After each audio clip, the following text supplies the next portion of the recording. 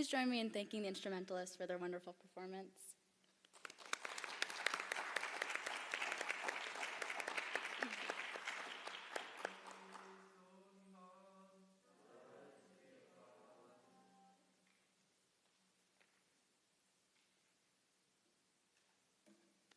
Thank you. Yeah.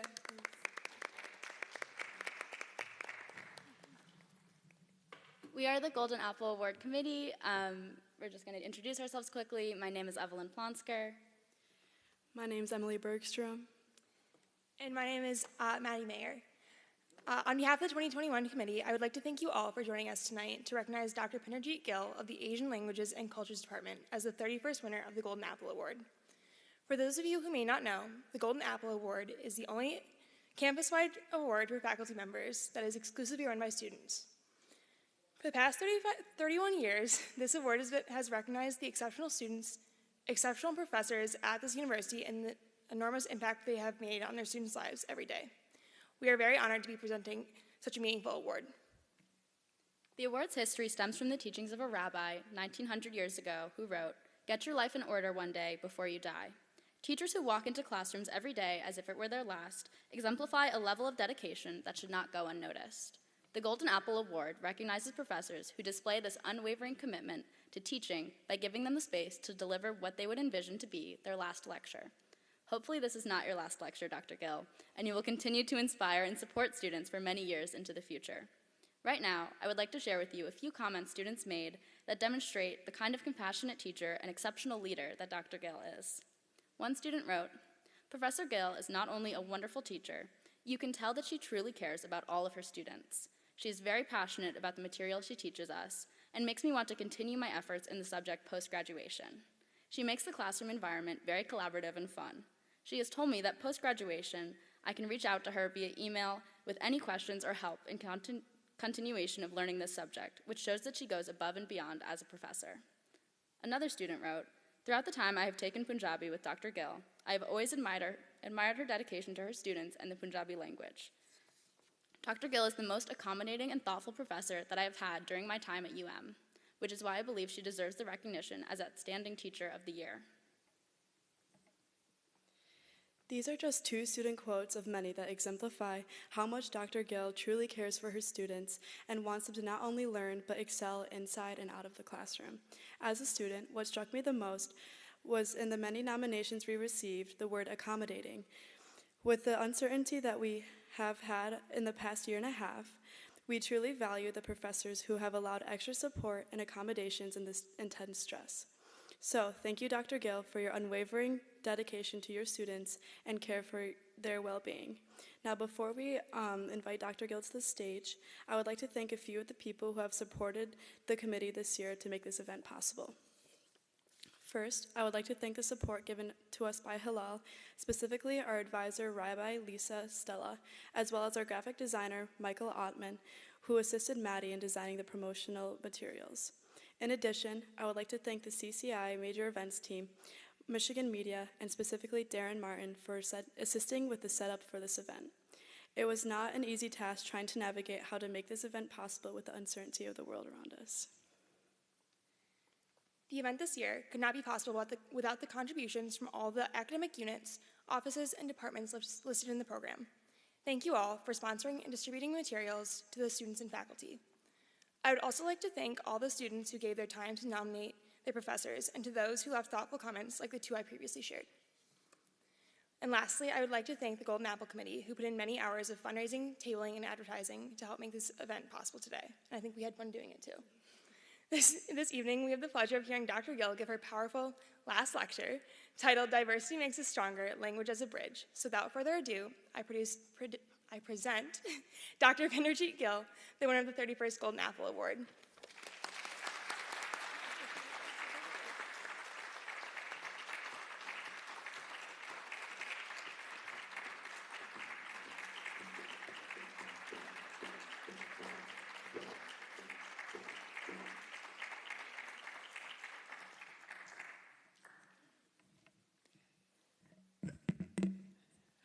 Thank you. Good evening, everyone. How are you doing today? Thank you. Namaste, Namaskar, Sat Sri Akal. I would like to start off by saying thank you, huge thank you to everyone for being here on a Friday evening and sharing your valuable time with me. Thank you. I would like to express my heartfelt thanks to the Golden Apple Award Committee for selecting me and my wonderful students for nominating me, my intelligent and loving students with whom I have spent almost 16 wonderful and quality years, not only teaching them, but also learning from them. To my students, you are the reason that we are all here today. You are the reason that I have won this award. We have won it together. I would like to show my appreciations for you all. For my students who are here, current and former, please stand up so we can show you our appreciations together. Please stand up.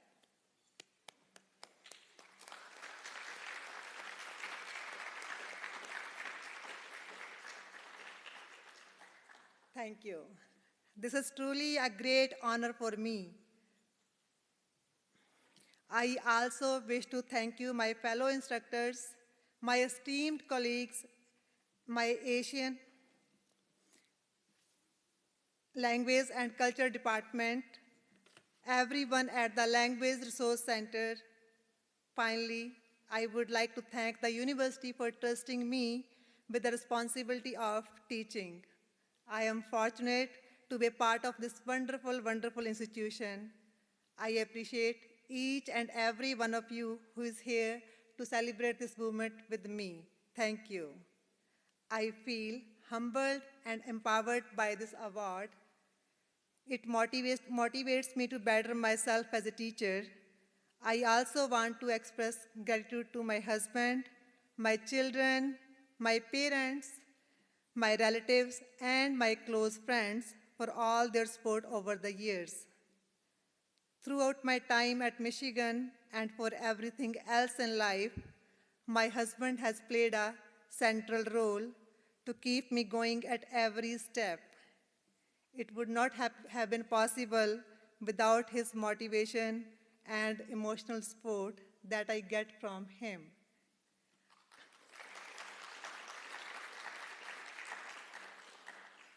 I would like to recognize all my colleagues, my department, and my former and current director for their continuous support.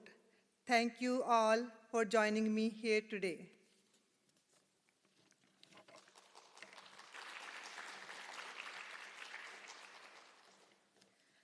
I would like to begin by telling you about myself and my journey. I was born and brought up in Punjab, India. I lived in a small village with my extended family. It was a very well-knit community. Everyone knew each other and helped each other.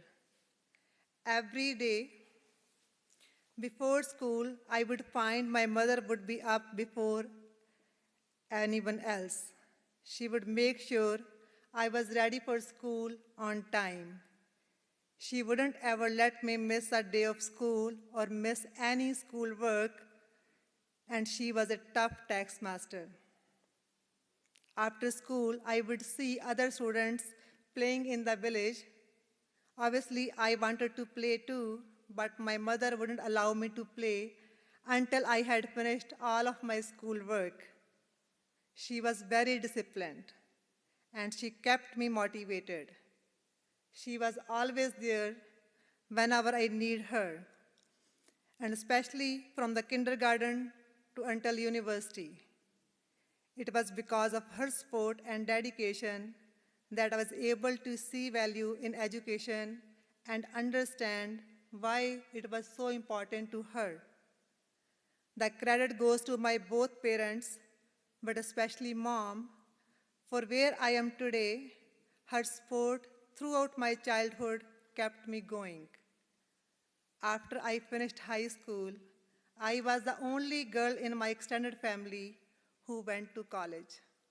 By the age of 27, I had earned my PhD. My mother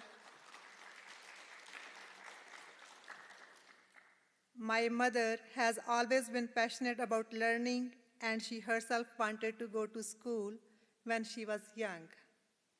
Due to the partition of India and Pakistan in 1947, and during the greatest migration of human groups in modern times, my parents' family had to migrate to India, leaving behind everything they owned in what we know as Pakistan today. There were many families that were displaced at that time, and many children were separated from their families or were lost. But that story for another day. Coming back to my mother, her family moved with the relatives to the Indian province of Uttar Pradesh, where she lived for part of her childhood. Because of these difficult circumstances, my mother was not able to go to school. My mother set out live my mother set out to live out her dreams through me.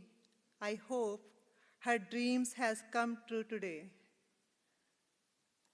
Not only have I had the opportunity to be an educator at one of the top universities in the world, but I have also been honored with such an esteemed award. Thank you, Mummy ji and Daddy ji, for believing in me and showing me the right path.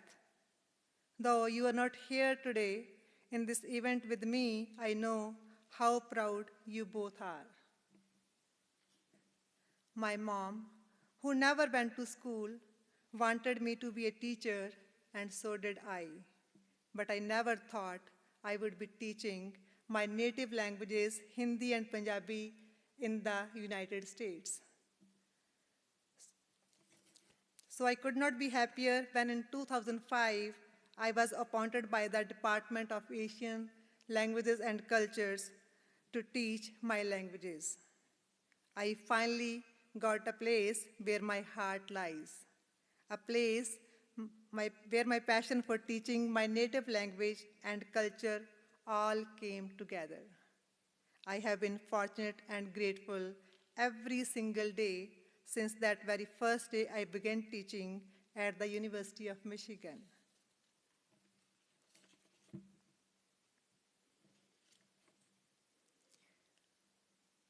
I came to America with my husband and my infant daughter after a couple of years of my marriage.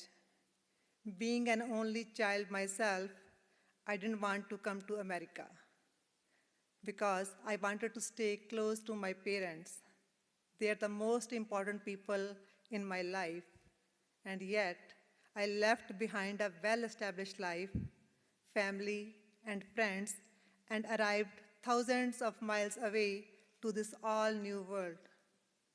It is a story we have heard hundreds times, countless times.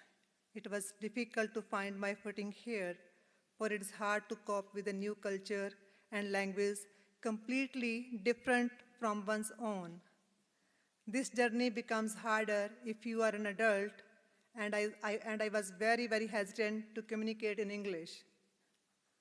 Also, my education, the one thing that no one could take away from me and for which I had worked so hard, had no value here.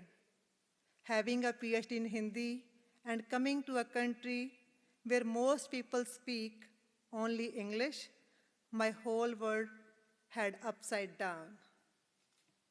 One evening, my husband and I, very tired, were driving home. We stopped at a red light. A lady pulled up right next to us. She rolled her window. I was very confused and rolled my window too. She must have seen that my husband was wearing a turban. She smiled and said, "Sat Sri Akal," with her hands folded together. Now, think of a very significant moment in your life, something unforgettable. For me, it is that random lady in America who turned to us and greeted us in our native language. At that moment, she and I had connected. I felt welcomed. My husband and I were so incredibly happy that someone had recognized us and our culture.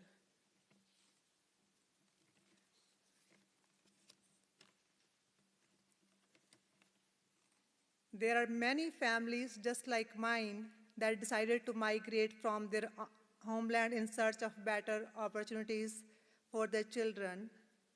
They brought the Punjabi culture and language with them, which is not just spoken or seen in India or Pakistan, but all over the world.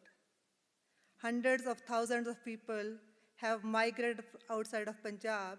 As a result, today, Punjabi language is spoken in almost 130 countries across the globe.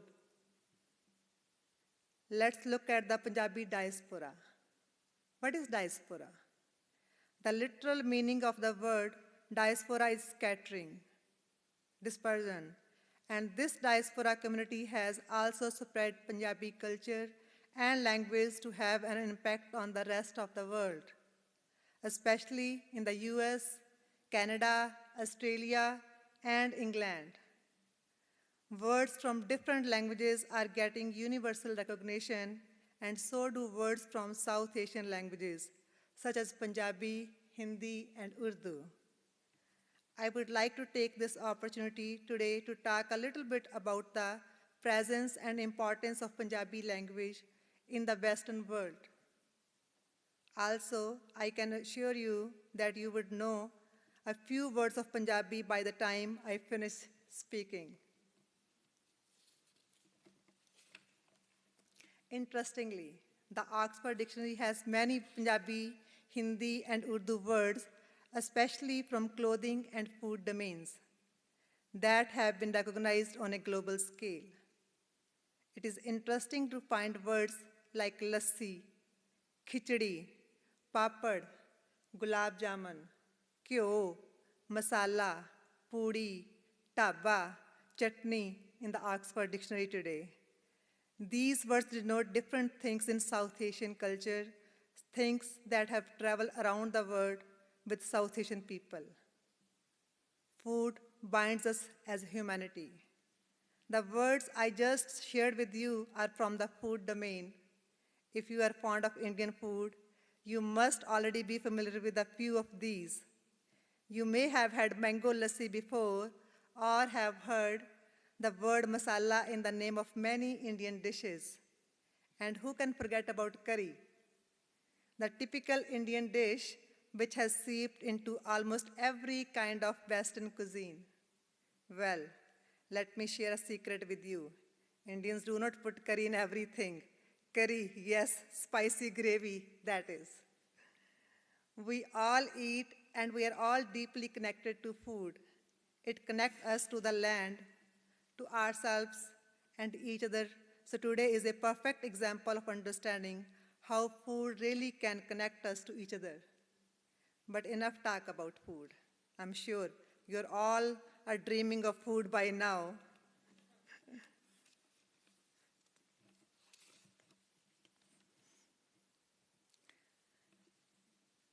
So let's divert our minds with a bit of fun. Let's get to know our neighbors. Yes, turn to the person next to you. In my talk tonight, I have included several activities similar to the ones we do in class. My classes are not lecture classes, rather interactive language classes, and I hope you enjoy these activities as much as my students do. We lot of communicative activities together. We play games and do role plays and skits. I incorporate many songs and movies in my class to teach grammar and cultural topics. This also gives students exposure to the other voices besides me. I promise you will do the activity, but there will be no quiz today. I promise that. I would like you to turn to the person next to you and ask them, what is your parents' or grandparents' native language? How do you greet? Are there any special gestures? And what do they mean? So you have 2 minutes Please ask your neighbors.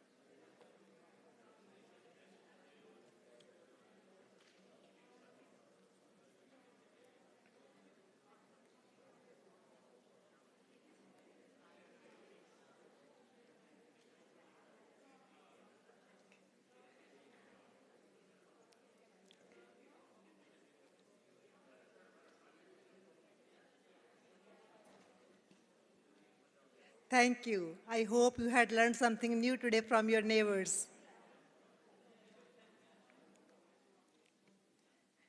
Now, if you are able to, please clap or make a sound if you have heard any of the following. Ani, that is Anishinaabe, one of the indigenous language of Michigan. Ola, salute. Vanakkam, namaste, sat sri akal, marhaba, kamusta, bonjour, aloha, ciao, ni hao, hi, habari, konnichiwa, annyeonghaseyo, hello. You immediately make a personal connection with someone greeting you in your language. This is humankind, simple pleasure, simple connectivity, and that's the power of language. I hope you will try this exercise with your friends and family members as well.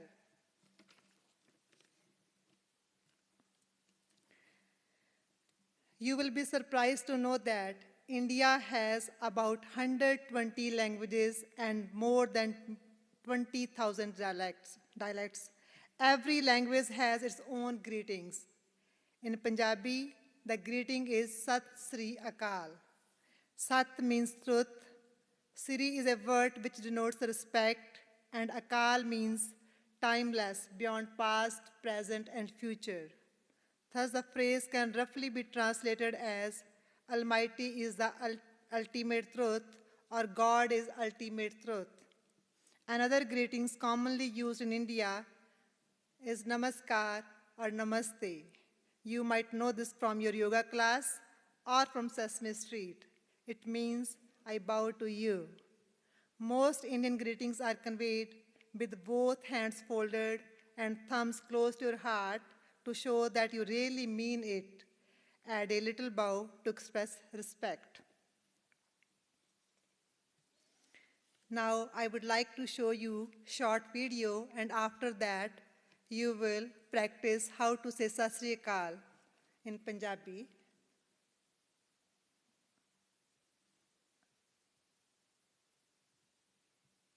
ਸਤਿ ਸ਼੍ਰੀ ਅਕਾਲ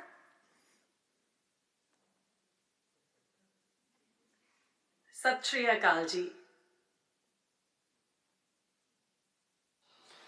ਸਤਿ ਸ਼੍ਰੀ ਅਕਾਲ ਜੀ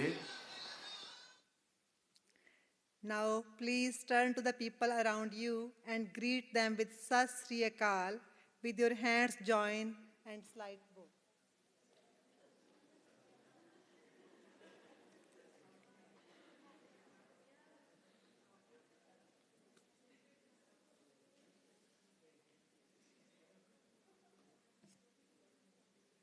Thank you. Language is not just a mode of communication, it is a valuable treasure of people and reflects the growth of nations. It reveals all the deeper layers of spiritual life of a people, their historical memory, which happens to be the most valuable heritage of centuries. Language is also music, melody, and color of life. It is an art unto itself, and it is the basis of the intellectual and mental activity of any people. Every language is gifted with some beautiful words and phrases that expressions emotions of love, praise, passion, as well as condolences. They are so rich that it would take many sentences to explain the meaning of them. I would like to share some of the words from my native language. As I share with you these words and their meaning, I want you to think of the corresponding words in your language as well, please. Let us start with the word balle balle. It is used as an encouragement and depicts a feeling of happiness. It is used in the same way the expression hooray, balle balle when said twice actually amplifies the meaning.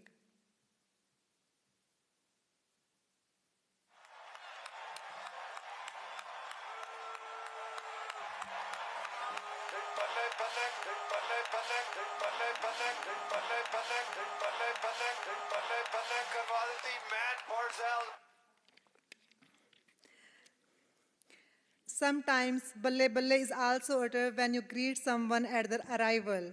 It shows your excitement. ਬੱਲੇ ਬੱਲੇ ਬੱਲੇ ਬੱਲੇ ਉਹ ਮੇਰੀ ਪੁੱਤੀ ਉਹ ਬੱਲਾ ਬੱਲਾ ਬੱਲਾ ਬੱਲਾ ਉਹ ਚੱਲ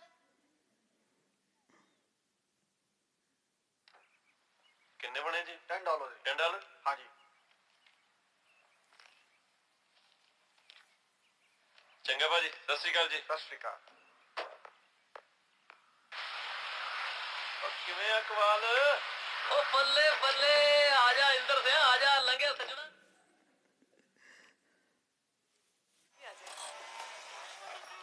ਬੱਲੇ ਬੱਲੇ ਆ ਗਈਆਂ ਸਾਡੀਆਂ ਗੁੱਡੀਆਂ ਧੀ ਰਾਣੀਆਂ ਆ ਜਾ ਪੁੱਤ ਓਏ ਜਿਉਂਦੀ ਵਸਦੀ ਰਹਿ ਪੁੱਤ ਓਏ ਹਾਂ ਜਿੰਨੇ ਕਲੀੜੇ ਨੇ ਪਾਏ ਹੋਏ ਨੇ ਉਹਨੇ ਤਾਂ ਲਿਫਾਫੇ 'ਚ ਆ ਜਾਂਦੇ ਆ ਇਹ ਬੈਗ ਚੱਕੀ ਫਿਰਦੀ ਹੈ ਉਹ ਬੱਲੇ ਬੱਲੇ ਸਤਿ ਸ਼੍ਰੀ ਅਕਾਲ ਪੁੱਤ ਸਤਿ ਸ਼੍ਰੀ ਅਕਾਲ However, in the following context, balle balle is being used as an introduction to a statement being made in folk poetry. Most of the time, this word doubled up is used in combination with another doubled up expression. It is shava shava. It is also an encouragement.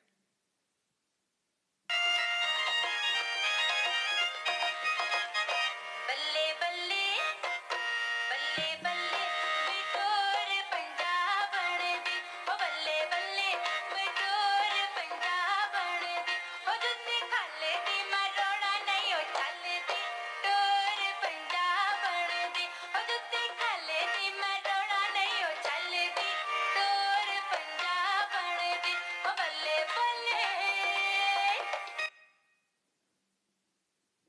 I hope you had enjoyed these videos.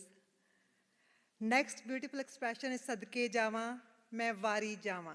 It is common expression heard among mothers from Punjab area that roughly means your mother is willing to sacrifice herself to protect you.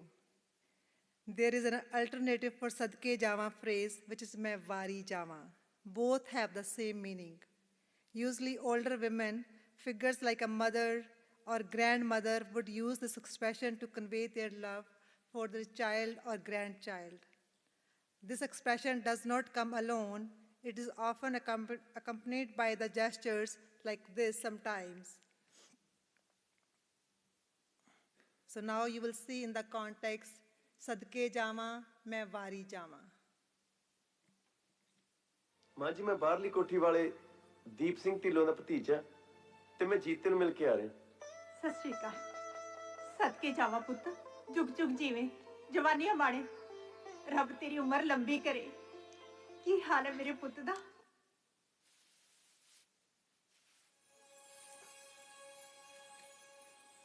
Manjinder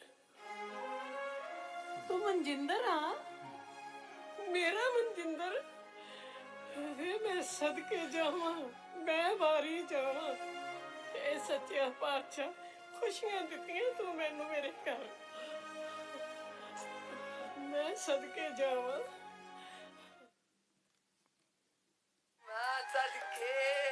मां सदके आ गया मेरी गतियां mummy मैं मर चला देख ले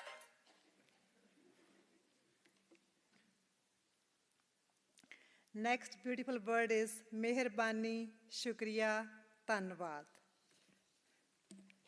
Now, I would like to request you, please turn to your neighbors and say Meherbani or Shukriya. If your neighbor says one, you say the other one. So you have 1 minute for this activity.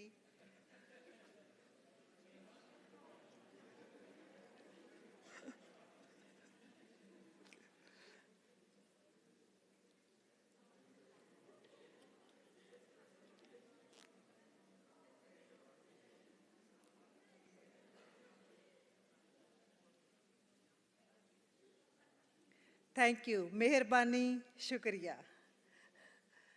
Many languages have some polysemic words, which are words that have many meanings or generally communicative expressions. All of those different meanings come from a common origin. Sometimes what makes a language interesting in the variety of ways in which these are used. For example, the word what has simple word but has multiple meanings depending on how it is used in a sentence. The one common trait of most of its meaning is the idea of something being crooked or not straight. What means edge, especially of a field or a border. Another meaning, twist, may be in a rope.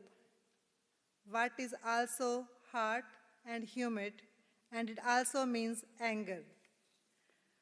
What in a garment means wrinkle that you can iron out. And what also means pain, especially in the tummy, and what also is a wick of earthen lamp, as in dive divat. But not least, what also means to make money out of something. What an amazing word. And think about how simple it is pronounced, as in what or what. This is one word that an English speakers would utter tens of times in their day. Similarly, there are multiple words in Punjabi which carry a whole different meaning when their intonation changes. One of them is acha. Acha, when used with a certain tone and expression, the meaning of the word change. A common word used while gossiping, acha. Prompting someone to talk, acha. Acha could also mean I'm good, मैं अच्छा हूँ, or agreement, simply okay, acha. Surprise, acha. Or acknowledgement, ji acha. When used with a question mark at the end, it could be used to express curiosity, acha, to confirm something. So let's watch a Bollywood Hindi movie clip to see a few different expressions of acha in a more dramatic way. Let's यहाँ तो enjoy the बोलते video. कुछ हैं और मतलब कुछ और निकलता है एक एक शब्द के चार चार मतलब ऐसे मुंडी हिलाओ और बोलो अच्छा है मतलब सब ठीक ठाक है वेरी गुड आंख बड़ी करके बोलो अच्छा है तो मतलब साफ में है तुम्हारी अम्मा का एक्सीडेंट हो गया अच्छा साफ फिर गुस्सा आता है तो आवाज लॉर्ड हो जाती है अच्छा हमको सिखा दिया है अच्छा और जब सोचते हैं तो लंबा वाला अच्छा अच्छा शब्द के साथ साथ एक्सप्रेशन पर भी ध्यान देना पड़ता है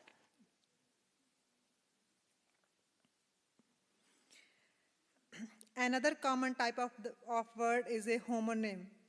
Homonyms are the words that sound the same and are spelled the same way but have different definitions that are not correlated. In Punjabi, bus, pronounced as bus, has a few different meanings. It can be used in multiple ways to express multiple states of mind or messages, stop, enough, or that's all. A fun suggestion, remember to use this word when you are visiting a Punjabi household or they will keep stuffing you with food they have to offer. If they are feeding you something and they offer you second helping of something, they will keep on pouring that stuff into your plate until you say, bas bas. And to make it more emphatic and also raise your hand to convey the message. We are that attached to this word. See how much a Punjabi teacher can help you.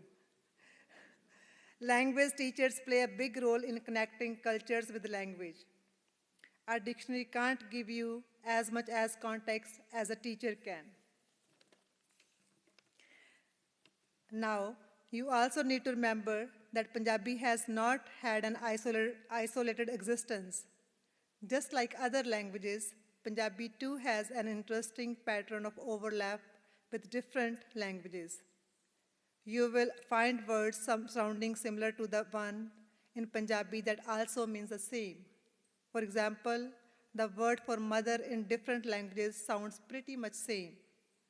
Madre, mama, mater, amma, mae, ammi. Similarly, the Punjabi word for mother is mata, ma, or maji.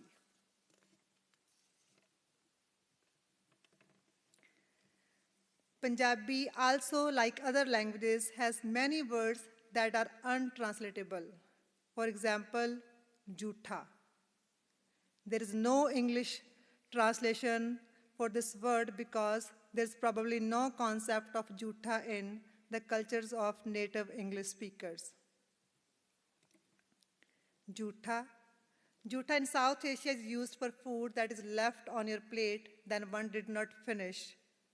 In other words, the food has someone's germ on it, or it became impure, so to speak.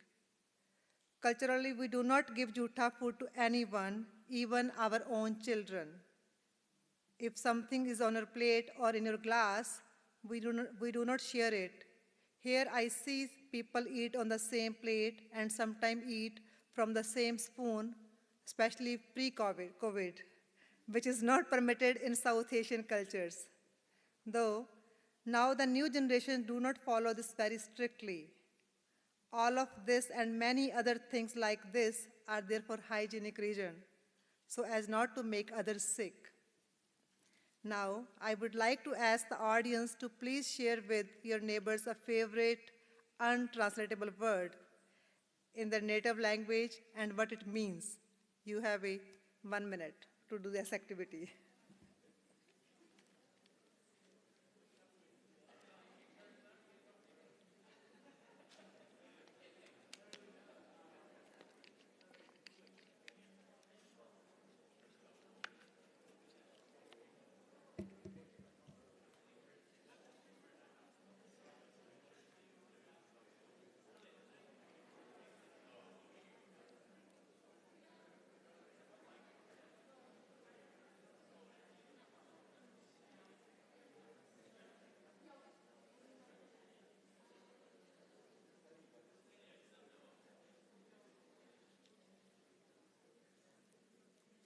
Thank you.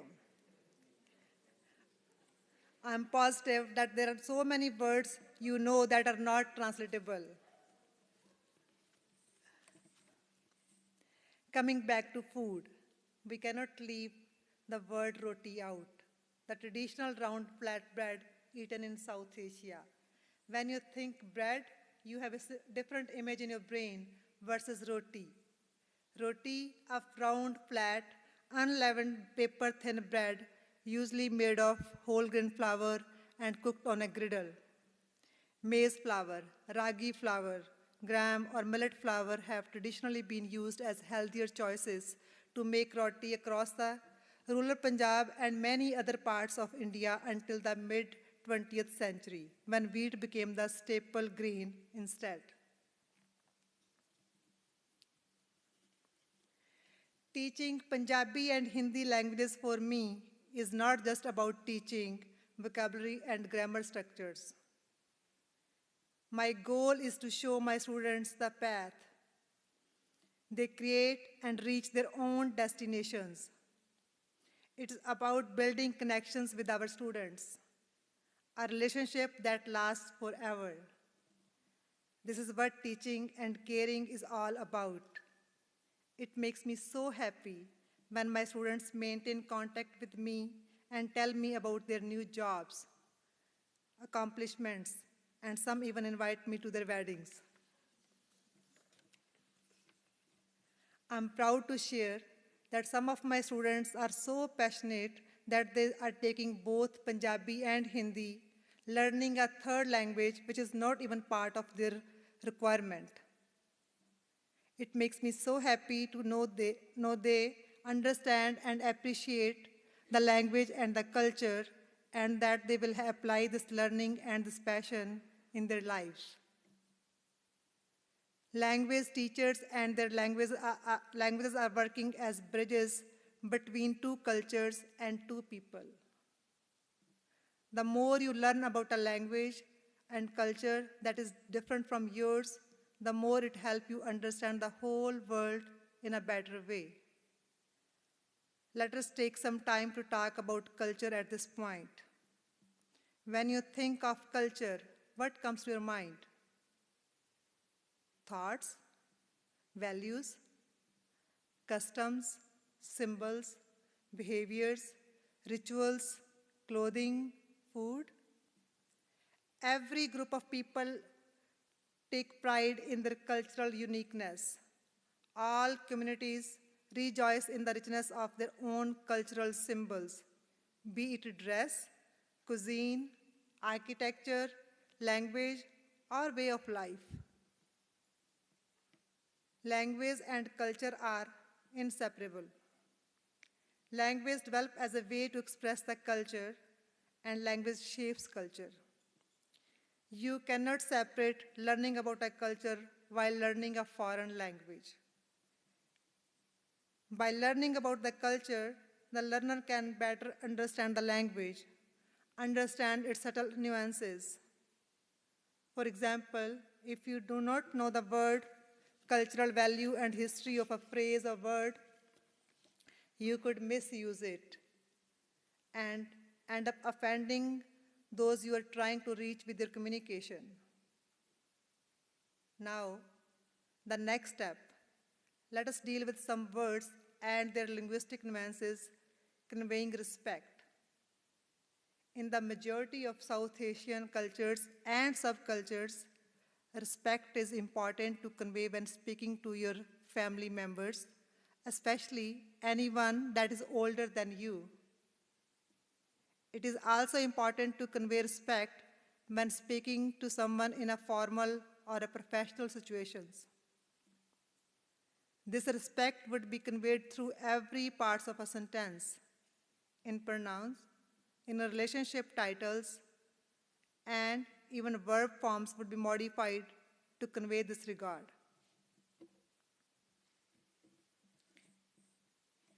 Here is an example. In some Western countries, one addresses the teachers or professor by their first name. In many Eastern countries, especially in India and Pakistan, you would hear me addressed as Pinderjit Ji instead of Pinderjit.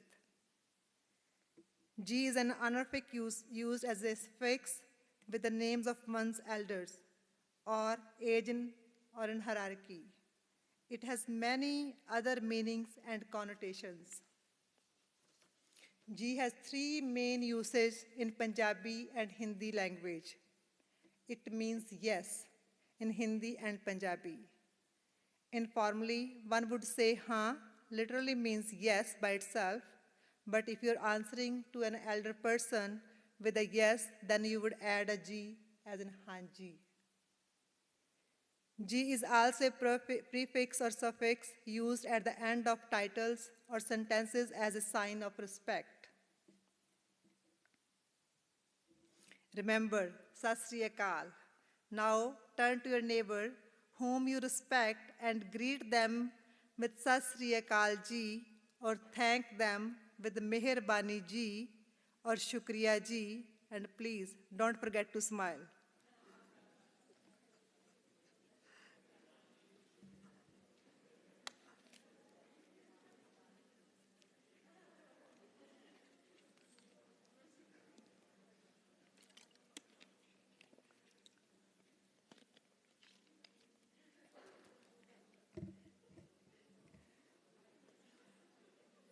Shukriya ji.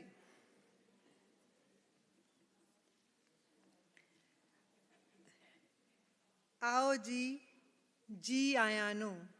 Here is an example of the use of ji with the expression Aao ji, ji ayanu. Ji ayanu means welcome. Aao ji means please come. Now, I'm going to play a song, and if you were my students, I would ask you to stand or sing along every time you hear G. You are welcome to sing along now too.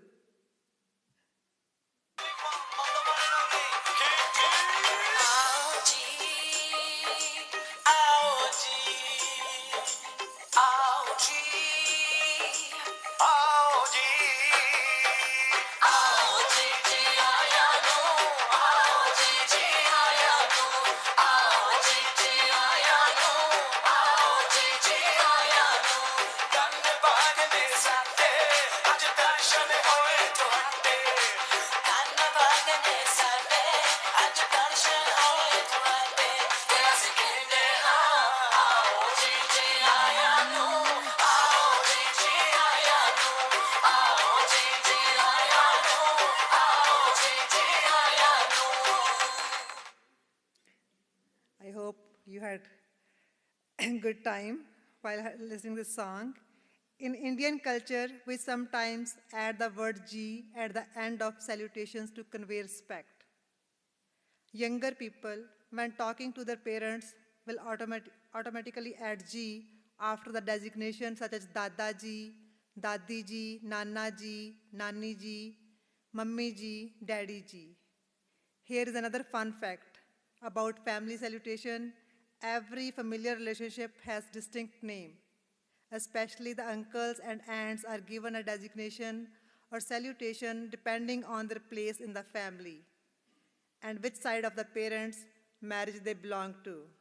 So there is a differentiation between uncles and aunts, maternal or paternal, depending on who's older and younger and on whose side of the family they are on. One example is the father's brother. If Uncle A is older than your father, their relationship with you is that of Taya ji. And if they're younger, they are your Chacha ji. Likewise, their wives are Tai ji and Chachi ji respectively. So next time you're talking to your parents or grandparents, use G. When you greet your professor on Monday morning, don't forget to use G. Say, good morning, Professor G. In Punjabi, there's a formal and informal way of saying you. Tu is the informal way of saying you and is used with people you are close to or have a great intimacy among friends or people the same age or younger than you. You also sometimes use tu when talking to God. We are that informal with that force. Tusi is used formally with those who are older than you or is used in formal situations. Usually when speaking to a stranger, we would also use tusi. This is similar to other languages such as Spanish and French. In Spanish, tu is also used as the informal word for you. The formal word for you is usted.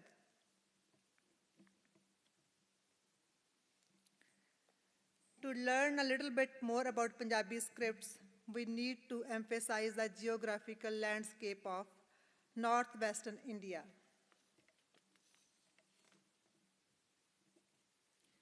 Punjabi was born in the fertile land of the rivers Indus Basin. There are 5 rivers that run through this region.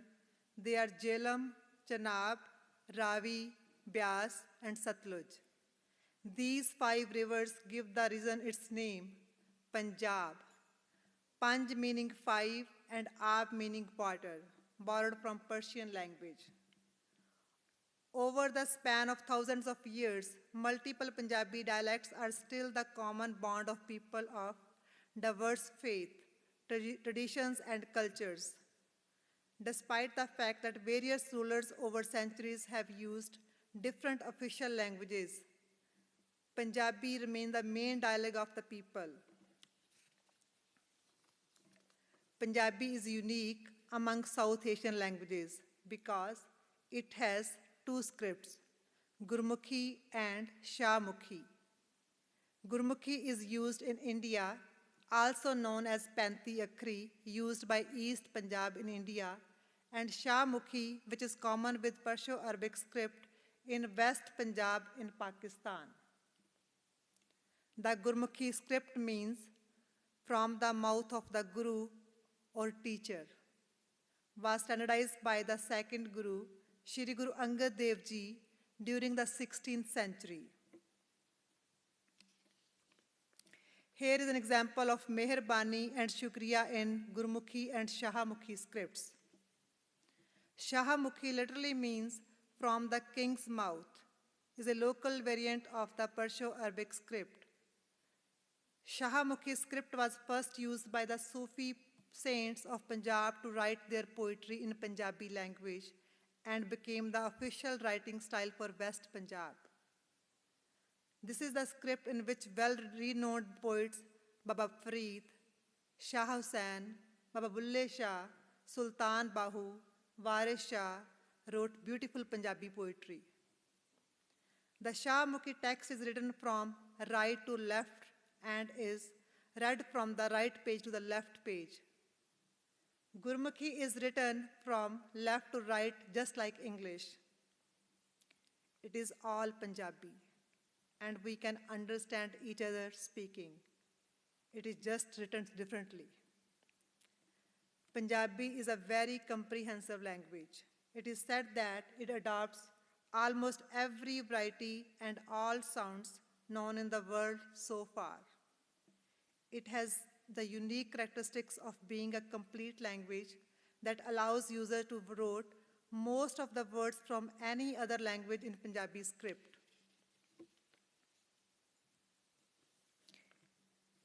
Many people are using many different ideas, art form, written and oral forms to promote Punjabi and other languages.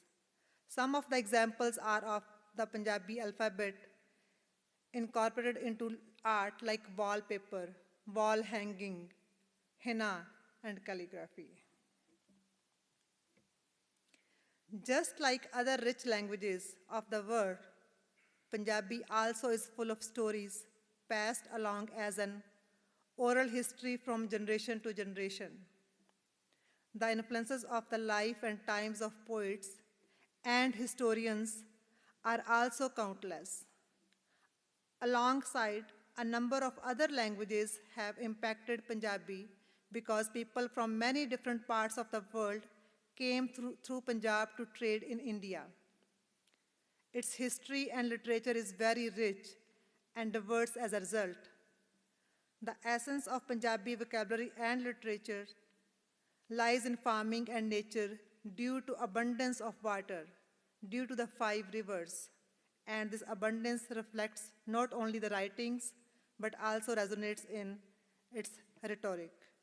As a Punjabi culture is immersed and born out of agriculture, it makes sense that its literature also uses agriculture in its metaphor through nature, flowers, milk, butter, ghee, domesticated animals, and much more.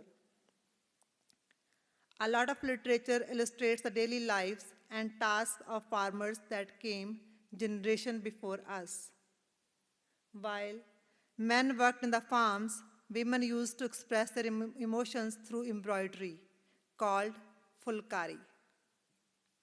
This art form was used to express their emotions embroidered on different fabric in different colors.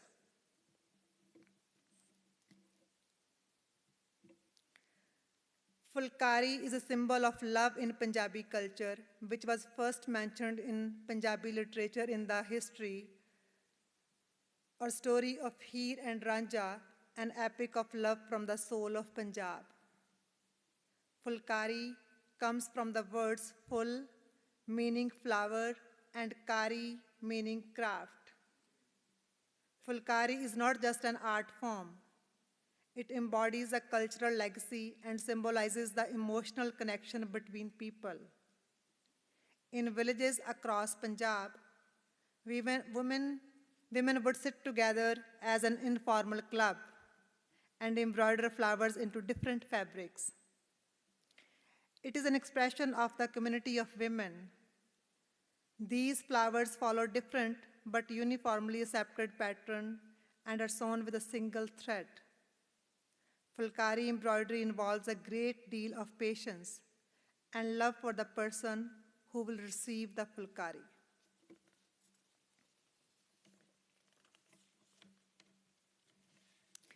Fulkari is usually made on dupatta, chunni, or shawl from different fabrics. Each piece is different because it is created with different colors and is unique to the creator that embroidered it. It is made by women for themselves or for other women in their families to pass on their legacy. Many times, fulkari is given as a gift to sisters, daughters, daughter-in-laws, or granddaughters on their wedding day, as well as to newborn babies to celebrate their birth. An intricately embroidered fulkari would be passed along generations through the family. As a family heirloom, it connects the women that makes the fulkari, but it also connects family to their family lineage. There are a number of songs that revolve around fulkari. I grew up seeing other girls and women embroidering fulkari in the village. Growing up, I also made a fulkari of my own with my mother. It was incorporated on my wedding day and now hangs proudly on the wall in my house. Every time I look at it, I'm also reminded of celebrations in my life, and most importantly, of my connection to the women in my family.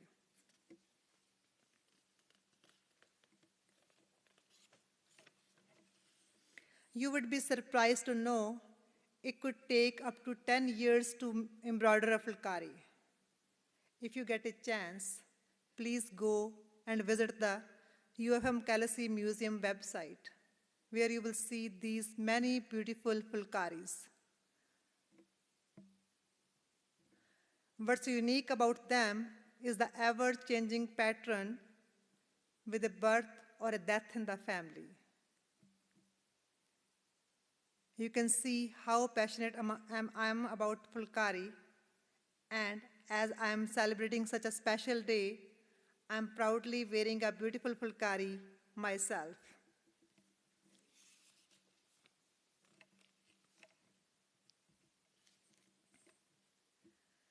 Punjabi culture has been shared all over the world through art and food, as we have discussed so far. But it has also been influenced by different diaspora communities. I'm sure everyone knows that our neighboring country, Canada's favorite sport is ice hockey. Also, it is a known fact there is a prominent Punjabi community in Canada. Punjabi is among the 5 most spoken languages in Canada. Now, going back to ice hockey, a young man, Har Narayan Singh, born in Calgary, extremely passionate about ice hockey, came up with a very creative way to not only express his passion of hockey through Punjabi commentary, but enticed and connected so many senior Punjabi to watch ice hockey. What an excellent example of bridging boundaries, cultures, interests through language. Let's watch a play-by-play commentary presented by Har Narayan Singh. Le Parcell!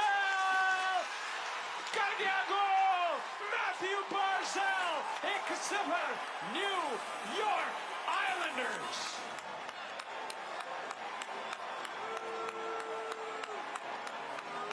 ਬੱਲੇ ਬੱਲੇ ਕਰਵਾ ਦਿੱਤੀ mat ਬਾਰਜ਼ੈਲ ਪਹਿਲਾ ਦੇ ਦਿਆ ਗਲਤੀ ਤੇ ਲੰਮਾ ਇੱਥੇ ਸਟ੍ਰੈਚ ਪਾਸ, ਬਹੁਤ ਹੀ ਸ਼ਾਨਦਾਰ ਪਾਸ ਇੱਥੇ ਮਿਲਿਆ ਜੋਸ਼ ਬੇਲੀ ਤੇ ਲੱਤਾਂ ਵਿਚਕਾਰ ਕੱਢ ਦਿੱਤੀ, ਪੱਕ ਗਈ ਨੈਟ ਦੇ ਅੰਦਰ, ਡੇਗਾ ਹੋਇਆ ਅੰਦਰ ਗਿਆ ਨੈਟ ਦੇ ਵਿੱਚ। ਉਸ ਤੋਂ ਬਾਅਦ 13 ਨੰਬਰ ਮੈਟ ਬਰਜ਼ਲ ਕਿਆ ਗੋਲ ਇਹਨੇ ਕੀਤਾ, ਪੰਜਵੀਂ ਗਲੀ ਤੇ ਕੱਢ ਦਿੱਤੀ ਪੱਕ ਤੇ ਠੋਕ ਦਿੱਤਾ ਗੋਲ। ਯਾਨ ਰੂਡਾ ਕੁਛ ਨਾ ਕਰ ਸਕਿਆ, ਪਿੱਛੋਂ ਧੱਕਾ ਮਾਰਿਆ, ਥੱਲੇ ਲਾ ਦਿੱਤਾ ਬਰਜ਼ਲ, ਪਰ ਉਦੋਂ ਤੱਕ ਦਾ ਪੱਕ ਵੀ ਨੈਟ ਦੇ ਅੰਦਰ ਦੇ ਵਿੱਚ ਸੀਗੀ, ਬੀਟ ਕਰ ਗਿਆ ਇੱਥੇ ਵੈਸ਼ਲਵਸਕੀ ਤੇਜ਼ ਰਫ਼ਤਾਰ ਫੜਦਾ ਹੋਇਆ। Awesome. Look like everybody enjoyed the video. As you saw, the show's hosts had their own Punjabi idioms, songs, and other fun effects while calling the game and during the goals. It is so captivating that some non-Punjabi speaking people have become fans, as we see in the social media post. Lastly, who doesn't know about Bhangra? The Punjabi's energetic dance form. Within the Punjabi diaspora, in an effort to stay true to their roots and teach their children Punjabi culture, there are active efforts afoot to teach Punjabi language and to keep certain traditions alive. This is where Bhangra played a large role in keeping people close to their culture. Bhangra is a Punjabi folk dance which is very popular among all ages groups and genders. The youth form teams and compete against each other in colleges on national and international levels. The popularity of this dance has received recognition through people performing on mainstream shows like X Factor and America's Got Talent. Bhangra has become so universal today that accomplished teams have been invited to perform during halftime shows in the NBA. Ladies and gentlemen, in celebration of Bollywood Night, please welcome out to the floor, Pablo Empire. Ladies and gentlemen.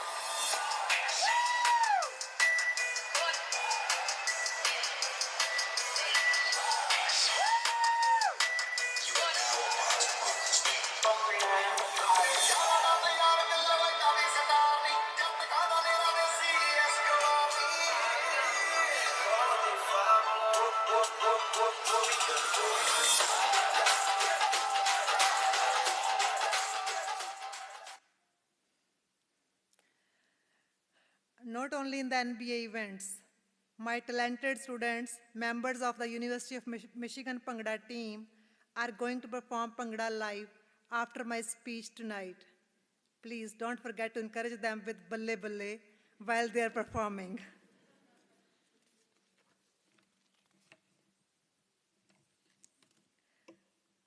I would like to conclude with a personal story. When I finished my bachelor degree in India and got admission to a master's program in Hindi, people often wondered why I would enroll for a master's in Hindi. It would be easier to do one in Punjabi, as that is my mother tongue.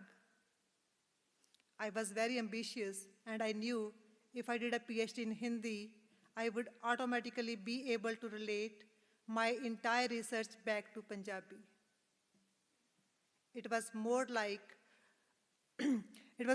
like looking at Punjabi from the lens of Hindi literature and language. Knowing many languages is like having many keys to the same lock. When you learn another language, you get a better understanding of your own language. My students, who are native English speakers, often ask me about perfective tense in English or sometimes other parallel grammar concepts. In other words, when they are learning Hindi or Punjabi, they're also perfecting their own knowledge of English. This is how I find myself as a bridge between two languages and cultures.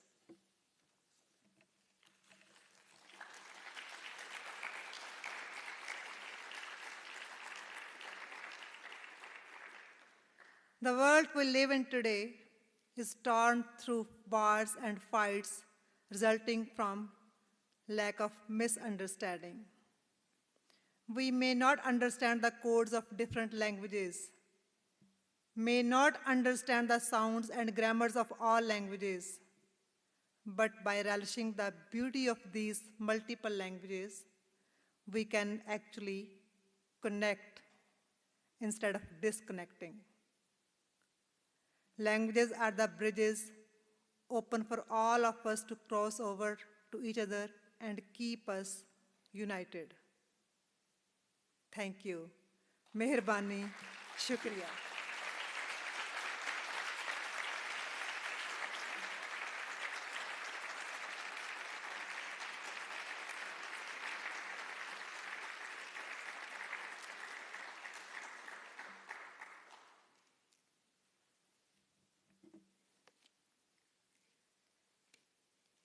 Now, my talented students will come on the stage and they will perform the Bhangra. And please don't forget to encourage them by saying Balle Balle.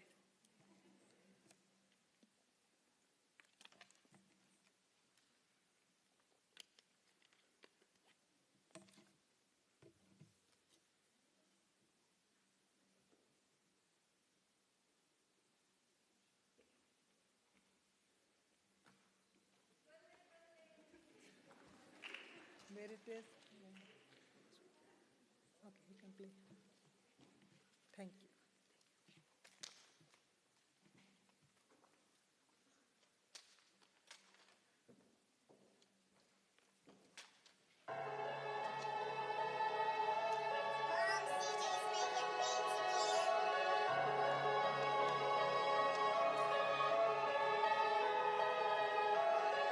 And when you get to the point where all you want to do is be successful, as bad as you want to breathe, then you'll be successful. And I'm here to tell you, number one, that most of you say you want to be successful, but you don't want it bad. You just kind of want it. You don't want it bad and then you want to party. You don't want it as much as you want to be cool. Most of you don't want success as much as you want to sleep. Some of you love sleep more than you love success. And I'm here to tell you today, if you're going to be successful, you got to be willing to give up sleep.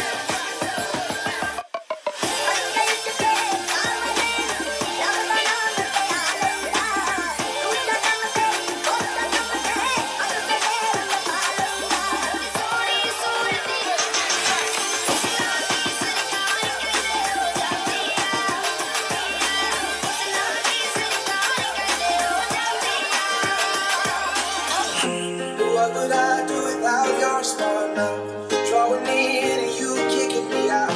You got my head spinning, broken. I can't continue. तेरे सुपने लगे मैनू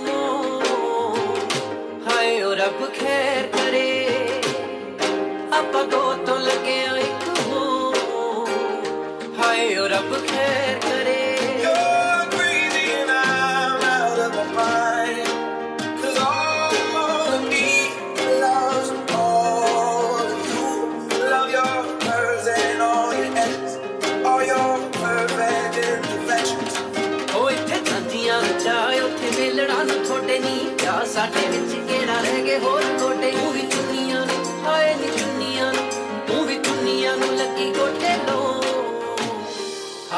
रब खैर करे ਆਪਾਂ ਤੋਂ ਲੱਗਿਆ ਇੱਕ ਹੋਣ ਹਾਏ ਓ ਰੱਬ ਖੈਰ ਕਰੇ ਤੇਰੇ ਸੁਪਨੇ ਲੱਗਿਆ ਮੈਨੂੰ ਹੋਣ ਹਾਏ ਓ ਰੱਬ ਖੈਰ ਕਰੇ ਹਾਏ ਓ ਰੱਬ ਖੈਰ ਕਰੇ ਸਿੰਧਿਆ ਰਕਾਨੇ ਨਾਲ ਛੇਛ ਉੱਠਦੇ ਕਹਿੰਦੀਆਂ ਕਹਾਉਂਦੀਆਂ ਨੇ ਦਿਲ ਲੁੱਟਦੇ ਕੋਲੇ ਰੱਖਦੇ ਰਕਾਨੇ ਪੁੱਛਦਾ ਜ਼ਿੰਦਗੀ ਦਾ ਸੁਣਦੇ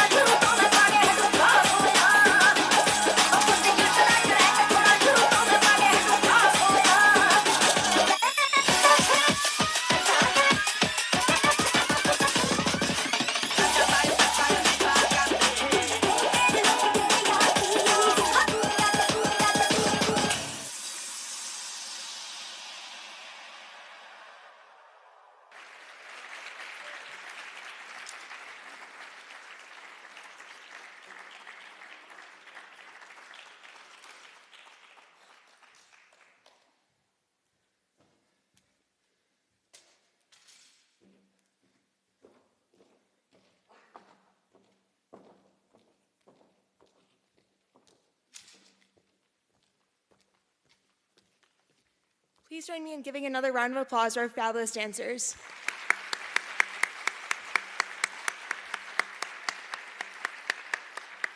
Dr. Gill, if you could join us back on stage.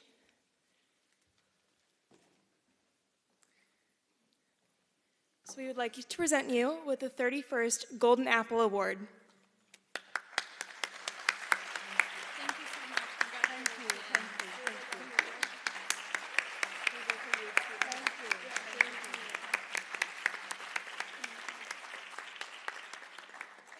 Please feel free to join us after in the outer lobby for a brief reception to show our admiration for Dr. Gill and give you a parting favor. Thank you so much.